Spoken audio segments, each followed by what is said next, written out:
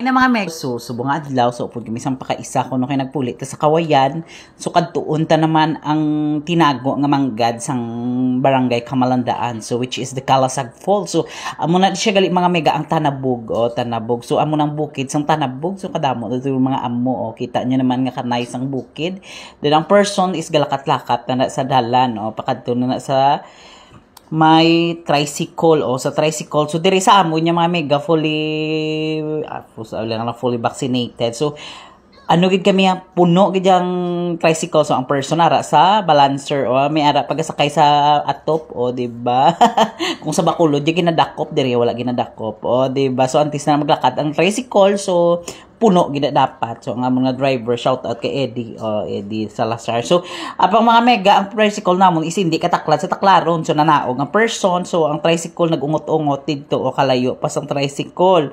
So kay naguntat gid ba lang tricycle, so ang person naglakat-lakat kay so sakay naman ta balik, so lapit na nang mga so ara tag sa barangay Yaw-Yaw barangay Yaw-Yaw, Kawayan Negros Occidental di ba. So lapit na lang tana sa Kalasag. So ara mega is gapadulhog na ng tricycle, so sa may overflow there is may Yaw-Yaw. Then kita ta na, so nakita ta ng view sa may bukid, so katubhan to kana isang view no kay kitaon ng puti nga bato. So amo na da ara mga impacto di ba. So naabot na ng mga person mga mega no, actually lakton dapat to yung busay. So mga it takes mga 15 minutes siguro magangalakat-lakat to kadto sa busay. So ara nang tada, so ang person daw tour. So daw tourist guide, so tour guide gali, sorry lang. Ang person, ang bata maupod-upod man nga masulod naman to sa dalan nga perti kapiot di ba. So amo na lang pakadto dito sa may falls nga dalan. So mga mega no entrance fee gid mga mega, pero actually mga biga sang visit ko to is may mga may mga plastic. So be responsible lang gid mga mega, if may dala ka mga food, so palihog dalon nyo lang sa balay nyo, ihirigto nyo na lang ihaboy. So amo na mga upod ko, so amo nang alagyan medyo lutakon pa. So apang mga mega pakadto natado sa kakita tas ang kabayo nga puti. So actually mga mega hindi wala na ko wala na ko nagamit sa mga music kay makapiright ay tanan na lang yung ma-restrict naman ta ni Lolomita pa huway naman taya. So actually hindi wala na ko nagamit. So original ko gini nga voice is so parang kahambalan ta daw tour guide. So tour guide gali. So ang pakaisa ko nga gwapa di ba. So actually mga mega wala ko nagipakita sa inyo mga mega ang galakat-lakat sa suba no. So amo na mega ana nato sa falls mga mega ang pinaka naming falls. So gayelo to karon may hipa. So to ga blue gali, sorry ang tubig di ba, da mga pawikan na sila nga galangoy-langoy So sinanay ko natugnawan pa na guro. Sabi nga picture. So pertigid bala ka clear sang tubig daw, crystal clear di ba.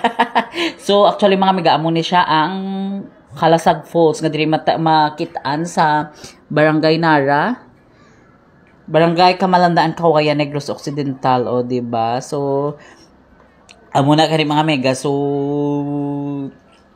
taman gigatinlo sang tubig, pero amo na may mga plastic lang, may ang person daw pakuno-kuno naman nga buhaya.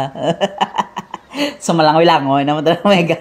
So ang perti katinaw ka perti kabugnaw sang tubig. So ang tubig na gali mga mega is halin pa grosang kalasangan mga mega no. So amo na mga mega. So then galangoy-langoy na tada mga mega, so pakuno-kuno tada nga pawikan kon balina or syukoy. So apang kung gusto nyo magkadto di mga mega is free lang giniya mega, no entrance, wala gid entrance fee. So galing ang inyo is kalayoon lang gid. So di ba, so do madagdag tira sa bato kay actually dalo manggida, pero ang the rest is nabaw lang. So di ba.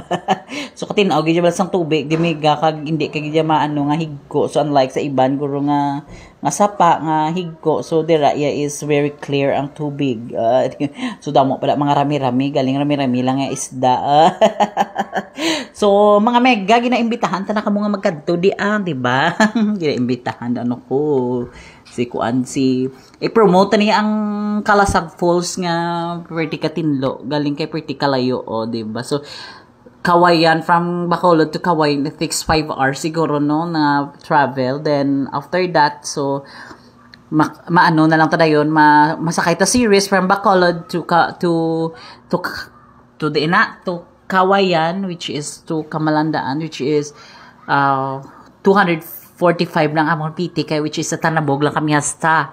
Then if halin sa Tanabog pakadto sa is 15 pesos ang plite, o di ba, sa tricycle then lakatakaton yung napakadto sa falls, o di ba, pero sulit gyud mga mega kay do grabe gyud yung mga experience ng mga basta ang mga gusto bala mga adventure, o di ba, mga adventures.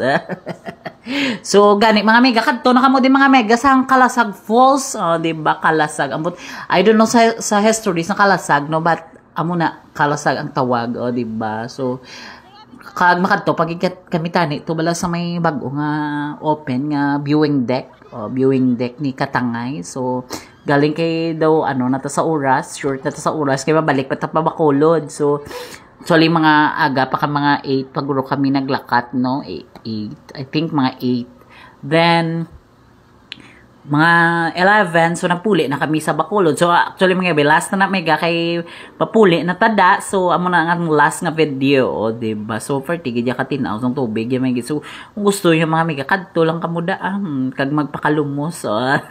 Pero bad bala kay may mga vandalism, di ba, may mga sulat-sulat sa bato, dapat wala na ginasulatan. So dapat ang tagid ang nature, i-love tagid ang nature, so wala ta dapat kasulat-sulat sa mga kabatukan. So ambot shout out sa sulat-sulat sa bato, o di ba. So pero kanay sigya sa water mga mega, so tugnaw pa ang tubig, duara ka lang sa sa Baguio, o di ba. So pero actually mga bese amo lang na mega nga nga vlog for today. So wala na gid kuya gagamit music, mga background kay basi restrict naman ta ni Lolo Meta, o di ba. So actually may mga music kala nga gamay copyright ya kadayon, no, message ya kadayon, you are restricted because you use the music, basta. So mapuli na tanak mega sa Tanabog, so si nanay, daw tugnaw gid